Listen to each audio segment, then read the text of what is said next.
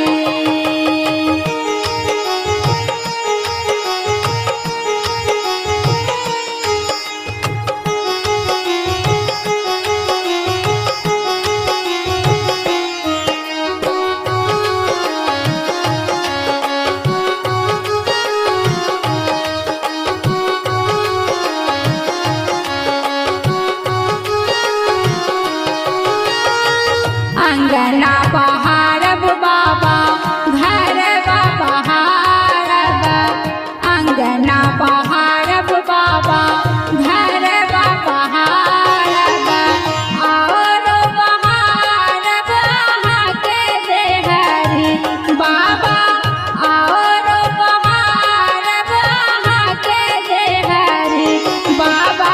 नेने चलियो हमरो अपना बाबा, नेने चलियो हमरो अपना नगरी।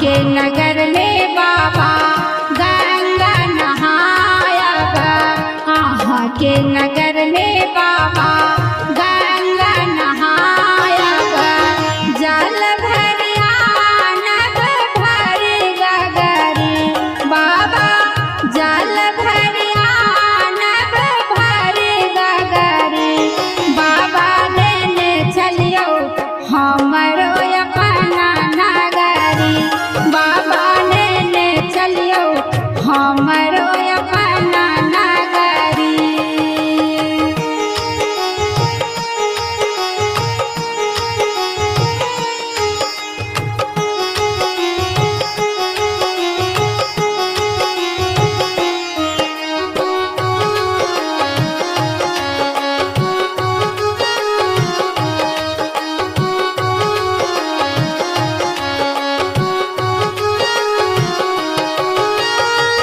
कार्तिक गणपति गोद खिलायब, कार्तिक गणपति गोद खिलायब,